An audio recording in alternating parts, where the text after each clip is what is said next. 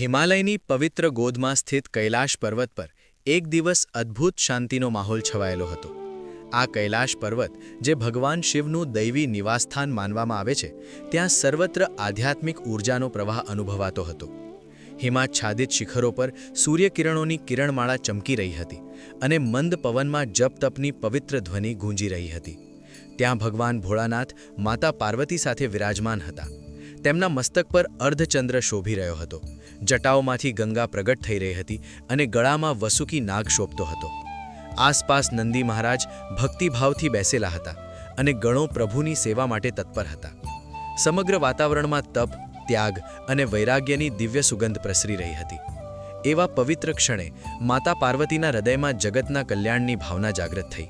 તેઓ સદાય જીવમાત્રના હિત માટે ચિંતિત રહેતા.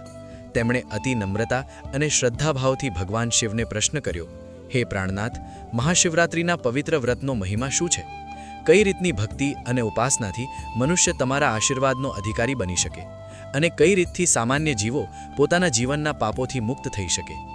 માતા પાર્વતીનો આ પ્રશ્ન માત્ર વ્યક્તિગત જિજ્ઞાસા નહોતો, પરંતુ સમગ્ર સૃષ્ટિના કલ્યાણ માટેનો હતો. ભગવાન શિવે મંદ સ્મિત સાથે માતાજીની તરફ નિહાળ્યું. તેમના ચહેરા પર કરુણા અને દયા છલકાઈ રહી હતી.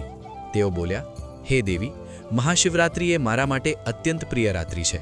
આ દિવસે જે મનુષ્ય પૂર્ણ શ્રદ્ધા, ભક્તિ અને નિષ્ઠાથી ઉપવાસ રાખે છે, રાત્રિ જાગરણ કરે છે, બિલ્વપત્ર અર્પણ કરે છે અને મારી કથા શ્રવણ કરે છે, તેના અનેક જન્મોના પાપો નાશ પામે છે. તે આત્માને શાંતિ, સમૃદ્ધિ અને અંતે મોક્ષની પ્રાપ્તિ થાય છે. ભક્તિમાં ઢોંગ કે દેખાવનો કોઈ સ્થાન નથી. નિર્મળ હૃદય અને સચ્ચી લાગણી જ સૌથી મોટી ભેટ છે. શિવજીએ આગળ સમજાવ્યું કે મહાશિવરાત્રિની રાત્રિ ચેતનાનું પ્રતીક છે. આ રાત્રિ આત્મચિંતન, સંયમ અને આધ્યાત્મિક જાગૃતિ માટે ઉત્તમ અવસર છે. જે ભક્ત રાત્રિભર ઓમ નમઃ શિવાયનો જપ કરે છે અને મન, વાણી અને કર્મથી શુદ્ધ રહેવાનો પ્રયત્ન કરે છે, તેને દૈવી કૃપા પ્રાપ્ત થાય છે. શિવભક્તિ માણસના અંતરમાં રહેલા અહંકાર, ક્રોધ અને લોભને દહન કરી દે છે અને તેને સત્યના માર્ગ પર દ્રઢ બનાવે છે. આ મહિમા વધુ સ્પષ્ટ કરવા માટે ભગવાન શિવે એક પૌરાણિક કથાનું વર્ણન શરૂ કર્યું. તેમણે કહ્યું કે એક વખત એક સામાન્ય વ્યાધ એટલે કે શિકારીએ અજાણતા મહાશિવરાત્રિના દિવસે ઉપવાસ અને જાગરણ કર્યું અને માત્ર બિલ્વપત્ર વૃક્ષની નીચે રાત્રિ વિતાવી. તેની નિર્દોષ ક્રિયાઓ અને અનાયાસ ભક્તિથી પણ તેને શિવકૃપા પ્રાપ્ત થઈ અને તેના પાપોનો નાશ થયો. આ કથા દ્વારા શિવજીએ સમજાવ્યું કે ભક્તિનો સાર હૃદયની પવિત્રતા અને નિષ્કપટ ભાવમાં છે. આ રીતે કૈલાશ પર્વત પર તે પવિત્ર સંવાદ ચાલુ રહ્યો અને માતા પાર્વતી આનંદિત થઈને શિવ મહિમાનો આ દિવ્ય રહસ્ય સાંભળતી રહી. મહાશિવરાત્રિનું વ્રત માત્ર ધાર્મિક વિધિ નથી, પરંતુ આત્મશુદ્ધિ અને પરમાત્મા સાથેના મિલનનો પવિત્ર પુલ છે.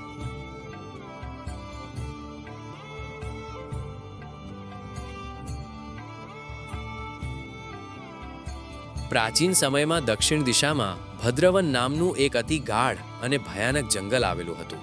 ઊંચા ઊંચા વૃક્ષો, ઘન અંધકાર અને જંગલી પ્રાણીઓની ગર્જના તેને વધુ રહસ્યમય બનાવતા હતા. દિવસ દરમિયાન પણ ત્યાં સૂર્યપ્રકાશ મુશ્કેલીથી જમીન સુધી પહોંચતો. એ જ જંગલમાં કાલદ્રષ્ટિ નામનો એક શિકારી વસવાટ કરતો હતો. તેનું નામ જેટલું કઠોર, તેનો સ્વભાવ પણ એટલો જ નિર્દય હતો. તે હૃદયથી અત્યંત ક્રૂર અને પાપી માનવામાં આવતો. પ્રાણીઓની નિર્દય હત્યા કરવી, નિર્દોષ જીવનનું રક્ત વહાવવું અને માર્ગ પરથી પસાર થતા મુસાફરોને લૂંટી લેવું, આ જ તેના જીવનનો ધંધો અને ધર્મ બની ગયો હતો. કાલદ્રષ્ટિએ પોતાના જીવનમાં ક્યારેય દયા, કરુણા કે ધર્મનો વિચાર કર્યો નહોતો. તેને પાપ અને પુણ્યનો કોઈ ભેદ સમજાતો નહોતો. પોતાના સ્વાર્થ માટે તે કોઈ પણ હદે જઈ શકતો. ગામવાસીઓ તેના નામથી જ ભયભીત થઈ જતા. જંગલમાં રહેતા પ્રાણીઓ પણ જાણે તેના પગલાંની આહટથી કાંપી ઉઠતા. પરંતુ જીવનનું ચક્ર સદા એક સરખું રહેતું નથી. પાપના માર્ગ પર ચાલનારને પણ એક દિવસ પરિસ્થિતિનો સામનો કરવો જ પડે છે. એક વખત મહાશિવરાત્રિનો પવિત્ર દિવસ આવ્યો.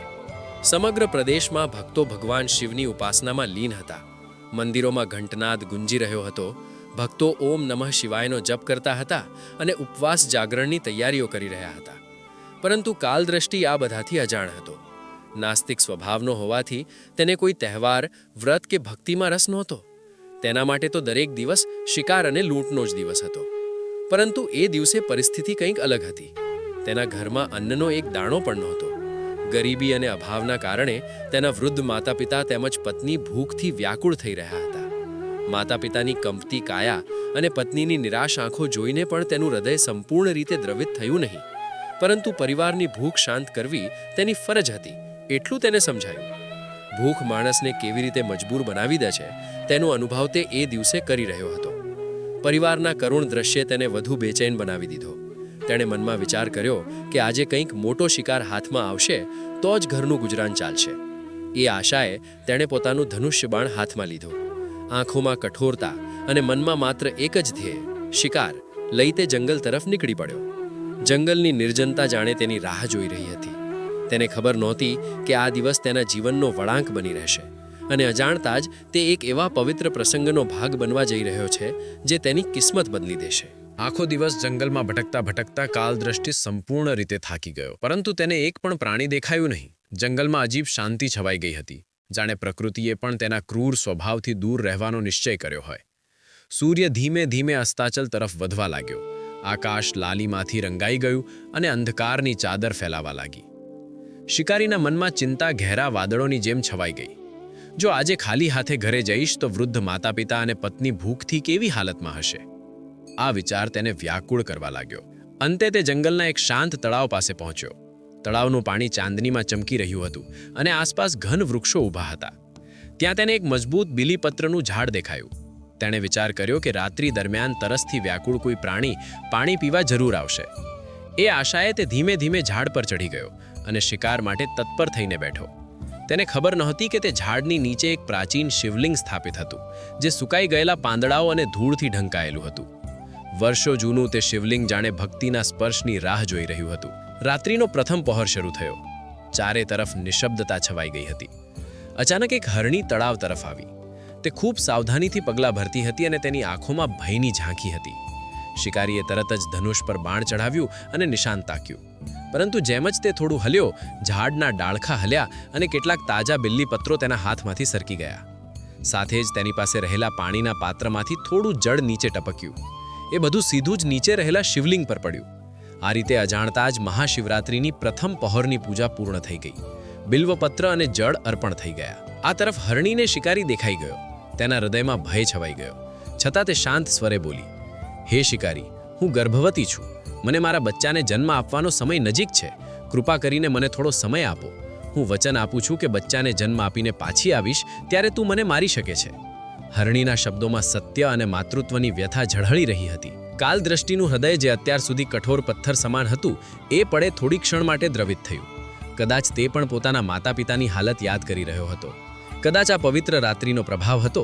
તેણે વિચાર કર્યો અને અંતે દયા ખાઈને હરણીને જવા દીધી. હરણી કૃતજ્ઞતા ભરેલી નજરે તેને જોઈ જંગલમાં ઓગળી ગઈ. શિકારી ફરી ઝાડ પર બેઠો રહ્યો. અજાણતા જ એક પવિત્ર પરિવર્તનની દિશામાં આગળ વધી રહ્યો હતો. રાત્રિ વધુ ગાઢ બનતી ગઈ અને આકાશમાં ચંદ્રમા મધ્ય આકાશે આવી સ્થિર થયો. તળાવના કિનારે નિશબ્દતા છવાઈ ગઈ હતી. માત્ર જળની હળવી તરંગો અને પાનખરની સરસરાહટ સંભળાતી હતી. એ જ સમયે રાત્રિના બીજા પહોરની શરૂઆત થઈ. થોડા સમય બાદ એક બીજી હરણી તળાવ તરફ ધીમા પગલે આગળ વધી. તે ચિંતિત નજરે આસપાસ જોઈ કરતી હતી, જાણે કોઈને શોધી રહી હોય. વાસ્તવમાં તે પ્રથમ હરણીની બહેન હતી, જે તેને શોધવા માટે ત્યાં આવી હતી. ઝાડ પર બેઠેલા કાલદ્રષ્ટિએ તેને જોયા સાથે જ ફરી ધનુષ પર બાણ ચઢાવ્યું. તેના મનમાં ફરી એક આશા જાગી કે હવે શિકાર હાથ લાગશે. પરંતુ જેમ જ તે નિશાન તાકવા માટે આગળ ઝૂક્યો, ઝાડની ડાળીઓ ફરી હલી ઉઠી. થોડા બીલીપત્રો તેના હાથમાંથી છૂટી ગયા અને તેના પાત્રમાંથી થોડું જળ ફરી નીચે ટપક્યું. આ બધું સીધું જ નીચે આવેલા પ્રાચીન શિવલિંગ પર પડ્યું. આમ અજાણતા જ રાત્રિના બીજા પહોરની પણ શિવ પૂજા પૂર્ણ થઈ ગઈ. બિલ્વપત્ર અને જળથી અભિષેક થયો. હરણીએ શિકારીને જોઈ લીધો. ભયભીત અવાજે તે બોલી, હે શિકારી, હું મારી બહેનને શોધવા આવી છું. મને જાણ છે કે તે અહીંથી ગઈ છે. મારા નાના બચ્ચાઓ મારી રાહ જોઈ રહ્યા છે. મને થોડો સમય આપ. હું તેમને સુરક્ષિત સ્થાને મૂકી અને તેમને સાંત્વના આપી ફરીથી તારી પાસે પાછી આવીશ. હું તને વચન આપું છું. તેના શબ્દોમાં સચ્ચાઈ અને મમતાનો સ્પર્શ હતો. કાલદ્રષ્ટિના મનમાં એક અજાણી શાંતિ પ્રસરી. તેને લાગ્યું કે આ પ્રાણીઓના હૃદયમાં પણ સત્ય અને પ્રેમ છે. પ્રથમ હરણીનું વચન યાદ કરીને તેણે વિશ્વાસ રાખ્યો અને બીજી હરણીને પણ મુક્ત કરી. હરણી આભારની દ્રષ્ટિથી તેને જોઈ જંગલમાં અદૃશ્ય થઈ ગઈ. થોડો સમય પસાર થયો અને રાત્રિના ત્રીજા પહોરની શરૂઆત થઈ. હવે જંગલ વધુ નિશ્ચલ અને ગંભીર લાગતું હતું. અચાનક એક મજબૂત અને ગર્વીલો હરણ તળાવ તરફ આવ્યો. તે બંને હરણીઓનો સાથી હતો. તેની ચાલમાં આત્મવિશ્વાસ હતો, પરંતુ આંખોમાં ચિંતા સ્પષ્ટ દેખાતી હતી. શિકારીએ ફરી એકવાર બાણ તાણ્યું. ફરીથી એ જ ઘટના બની. ઝાડ હલ્યું, બીલીપત્રો અને જળ નીચે શિવલિંગ પર પડ્યા. આ રીતે ત્રીજા પહોરની પણ શિવપૂજા પૂર્ણ થઈ ગઈ. હરણે શાંતિથી કહ્યું, હે શિકારી, હું જાણું છું કે તું અમને મારવા માંગે છે, પરંતુ મને મારી પત્નીઓ અને બચ્ચાઓને મળવાની અને તેમને અંતિમ વાર આશ્વાસન આપવાની પરવાનગી આપ. હું વચન આપું છું. તેના વાણીમાં ધૈર્ય અને સત્યનો પ્રભાવ હતો. આ પવિત્ર રાત્રિમાં સતત થતી અજાણતી શિવપૂજા અને નિર્દોષ પ્રાણીઓના સત્યવચનનો પ્રભાવ કાલદ્રષ્ટિના હૃદય પર પડવા લાગ્યો. તેની અંદર રહેલી ક્રૂરતા ધીરે ધીરે ઓગળવા લાગી. જ્યાં પહેલાં નિર્દયતા અને સ્વાર્થ હતું, ત્યાં કરુણા અને વિચારોનું મથામણ જન્મ લેવા લાગ્યો. તે સમજવા લાગ્યો કે જીવન માત્ર હત્યા અને લૂંટમાં નથી, પરંતુ દયા અને સત્યમાં પણ કોઈ ઊંચું સત્ય છુપાયેલું છે. મહાશિવરાત્રિની પવિત્ર રાત્રિ તેની આત્મામાં એક અજાણ્યું પરિવર્તન લાવી રહી હતી. રાત્રિ હવે અંતિમ ચરણમાં પ્રવેશી હતી.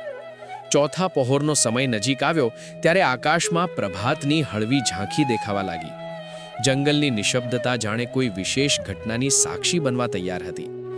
એ જ સમયે દૂરથી હરણના પગલાઓની ધ્વનિ સંભળાઈ.